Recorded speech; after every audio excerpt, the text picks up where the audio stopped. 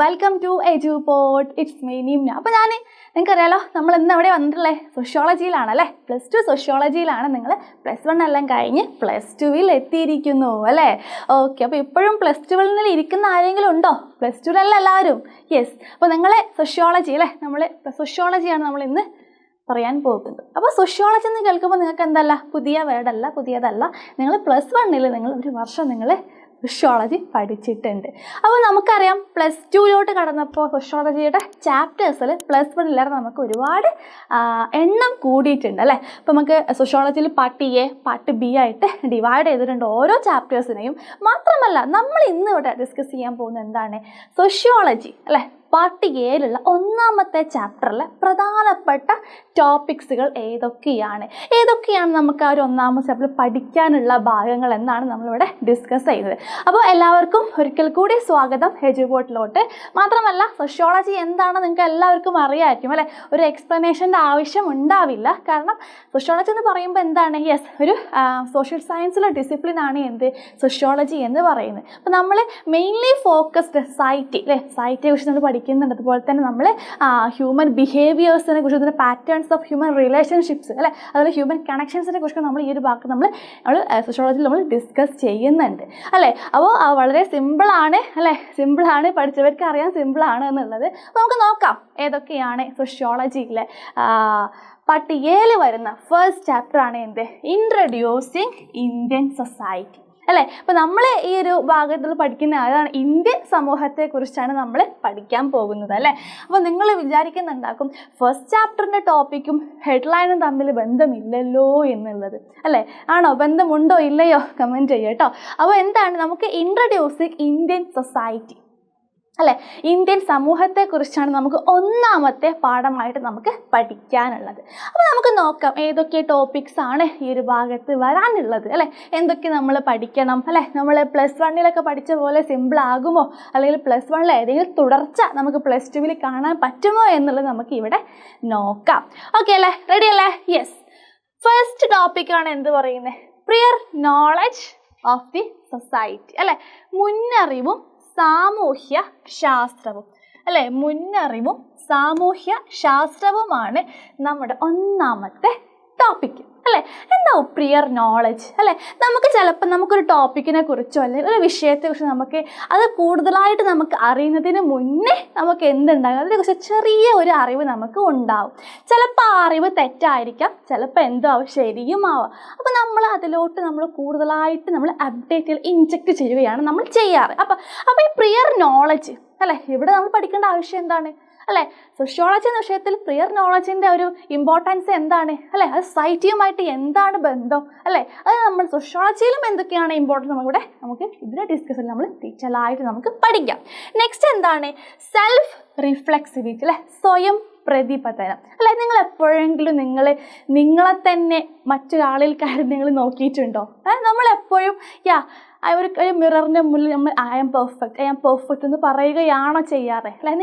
നിങ്ങളൊന്ന് ചിന്തിക്കുക അല്ലേ. എപ്പോഴെങ്കിലും ഫ്രീ ആയിട്ടിരിക്കുമ്പോൾ നിങ്ങൾ എന്ത് ചെയ്യുക, നിങ്ങളൊന്ന് ചിന്തിക്കുക, ഞാൻ എന്താ ഇങ്ങനെ അല്ലേ, ഞാൻ അതുപോലെ നല്ല അടിപൊളിയാണോ അല്ലേ, ഞാൻ നല്ല രീതിയിൽ നല്ലൊരു കുട്ടിയാണോ, നിങ്ങൾ എന്ത് ചെയ്യുക, നിങ്ങൾ ചിന്തിക്കുക അല്ലേ. നിങ്ങളിപ്പോൾ നിങ്ങളുടെ വ്യൂ പോയിന്റ് നിങ്ങൾ ചിന്തിക്കുമ്പോൾ നിങ്ങൾ ഫുള്ള് പോസിറ്റീവായിട്ട് മാത്രം നിങ്ങൾ ചിന്തിക്കാതിരിക്കുക, ഒന്ന് നെഗറ്റീവ് ഒന്ന് ക്രിട്ടിസൈസ് ചെയ്യാൻ നിങ്ങൾ നോക്കുക അല്ലേ.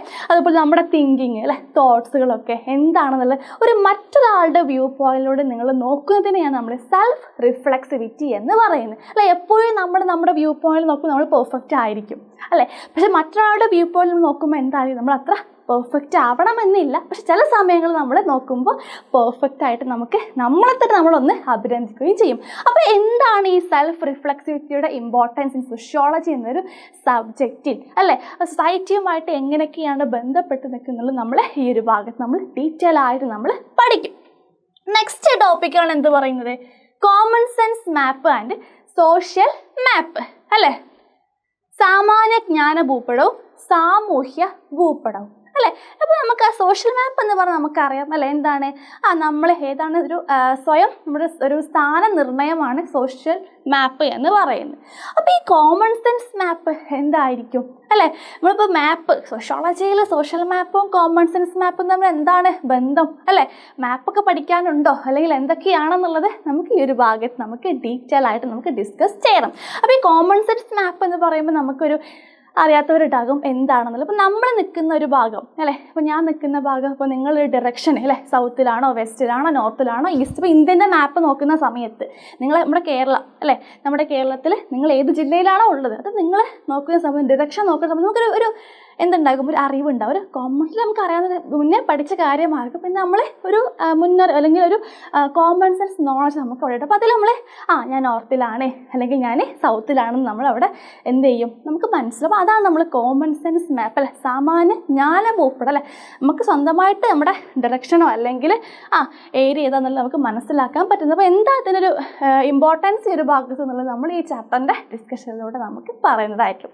നെക്സ്റ്റ് എന്താണ്, പ്രധാനപ്പെട്ട ടോപ്പിക് അല്ലേ, sociological imagination and personal troubles and social issues അല്ലേ. ഇത് എവിടെയെങ്കിലും പഠിച്ചത് ഓർമ്മയുണ്ടോ? മുന്നായിട്ട് എവിടെയെങ്കിലും ഓർമ്മയുണ്ടോ?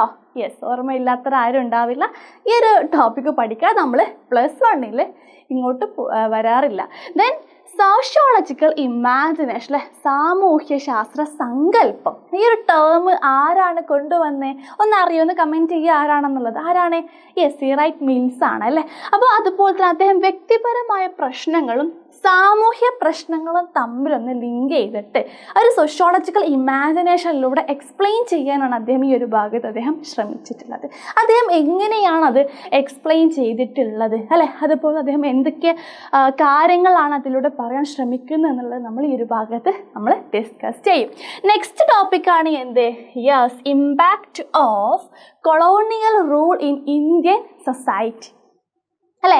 നമുക്കറിയാം ഒരു കാലത്ത് ഇന്ത്യയിൽ ആരുടെ ഭരണങ്ങൾ ഉണ്ടായിട്ടുണ്ട്?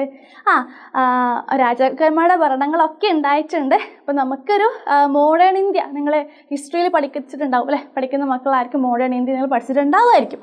അപ്പോൾ അതിനകത്ത് പറയുന്നില്ലേ, ബ്രിട്ടീഷുകാരുടെ ഒരു ഭരണം അല്ലേ നമ്മുടെ ഇന്ത്യയിൽ ഉണ്ടായിരുന്നു അല്ലെ, കൊളോണിയൽ ഭരണം നമ്മുടെ ഇന്ത്യയിൽ ഉണ്ടായിരുന്നു. അപ്പോൾ ഈ കൊളോണിയൽ ഭരണം അല്ലേ ഇന്ത്യയിൽ ഉണ്ടായിരുന്ന സമയത്ത് അതിലത് എന്തൊക്കെ സ്വാധീനങ്ങൾ ഇമ്പാക്റ്റുകളാണ് നമ്മുടെ ഇന്ത്യൻ സൊസൈറ്റിയിൽ ഉണ്ടായിട്ടുള്ളത് അല്ലേ. അപ്പോൾ ഒരുപാട് ഇമ്പാക്റ്റ് അല്ലേ, സോഷ്യോളജിക്കൽ ഇമ്പാക്റ്റ് ഉണ്ട് അല്ലേ, അതുപോലെ തന്നെ educational impacts, then economic, political, ഒരുപാട് ഇമ്പാക്റ്റുകൾ നമുക്ക് കൊളോണിയൽസിൽ നിന്ന് നമുക്ക് ലഭിച്ചിട്ടുണ്ട്. അത് എന്തൊക്കെയാണ് എന്നുള്ളത് നമ്മൾ ഈ ഒരു ഭാഗത്ത് നമ്മൾ ഡിസ്കസ് ചെയ്യുന്നതായിരിക്കും. നെക്സ്റ്റ് ടോപ്പിക്കാണ് എന്തെന്ന് പറയുന്നത്? യെസ്, കോമൺ സെൻസ് നോളജ് അല്ലേ, സാമാന്യ ബോധജ്ഞാനം. നമ്മൾ മുൻ ക്ലാസ്സിൽ പഠിച്ചതാണ് അല്ലേ, +1 നമ്മൾ പഠിച്ചിട്ടുണ്ട് എന്താണ് കോമൺ സെൻസ് എന്നുള്ളത്.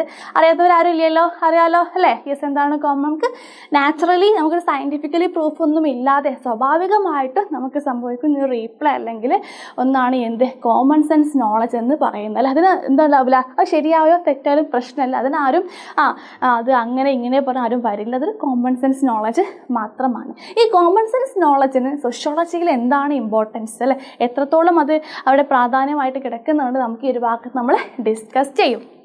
യെസ്, അപ്പോൾ ഇത്രയും ടോപ്പിക്കാണ് നമുക്ക് എവിടെ പഠിക്കാനുള്ളത്, നമുക്ക് +2 സോഷ്യോളജിയിൽ നമുക്ക് പഠിക്കാനുള്ളത്. സിമ്പിളാണോ? ഒന്ന് കമൻറ്റ് ചെയ്ത് സിമ്പിളാണോ എന്നുള്ളത് പറയാം കേട്ടോ, സിമ്പിളാണോ എന്നുള്ളത്. ഇൻട്രൊഡ്യൂസിങ് അല്ലേ ഇന്ത്യൻ സൊസൈറ്റിയാണ് നമ്മുടെ ചാപ്റ്റർ. അപ്പോൾ എന്ത് ചെയ്യുക, നിങ്ങൾ നന്നായിട്ട് പഠിക്കണമെന്ന് ആഗ്രഹമുള്ളവരൊക്കെ ഉണ്ടാകും, +1 ഉഴപ്പിയവരൊക്കെ ഉണ്ടാകും, അല്ലെങ്കിൽ +1 നല്ല മാർക്ക് വാങ്ങിയവരുണ്ടാകും, വീണ്ടും നല്ല മാർക്ക് വാങ്ങി ഫുൾ മാർക്കോടെ അല്ലെങ്കിൽ നല്ലൊരു +ഓടെ നമുക്ക് സോഷ്യോളജി നമുക്ക് വിജയം കൈവരിക്കണമെന്ന് ആഗ്രഹമുള്ളവരൊക്കെ ഉണ്ടാവും അല്ലേ. അപ്പോൾ നിങ്ങൾ എത്രയും പെട്ടെന്ന് നിങ്ങൾ എച്ച് പോർട്ടൽ നിങ്ങൾ ജോയിൻ ചെയ്യും. നിങ്ങൾക്ക് ഓരോ ക്ലാസ്സും അല്ലെ ഓരോ ചാപ്റ്റർ, ഫസ്റ്റ് ചാപ്റ്റർ മാത്രമാണ് അല്ലേ, ഒരുപാട് ചാപ്റ്റേഴ്സ് നമുക്ക് സോഷ്യോളജിയിൽ ഉണ്ട് അല്ലേ. നിങ്ങൾക്ക് അറിയാത്ത ചാപ്റ്റേഴ്സ് ഉണ്ടോ നിങ്ങൾക്ക് അറിയാമായിരിക്കും. അപ്പോൾ അത്രയും ചാപ്റ്റേഴ്സിലെ ഓരോ ടോപ്പിക്സ് നമുക്ക് അടിപൊളിയായിട്ട് രസകരമായിട്ട് നമുക്ക് പഠിക്കണ്ടേ നമുക്ക്. യെസ്, അപ്പോൾ നിങ്ങൾ എന്ത് ചെയ്യാം, പെട്ടെന്ന് ഇങ്ങോട്ട് പോന്നോളൂ, നമുക്ക് അടിപൊളിയായിട്ട് നമുക്ക് പഠിക്കാം. അപ്പോൾ ഈ ഒരു ക്ലാസ് ഇവിടെ അവസാനിക്കുകയാണ്. മറ്റൊരു വീഡിയോയുമായിട്ട് വീണ്ടും, അതുവരെ ബൈ.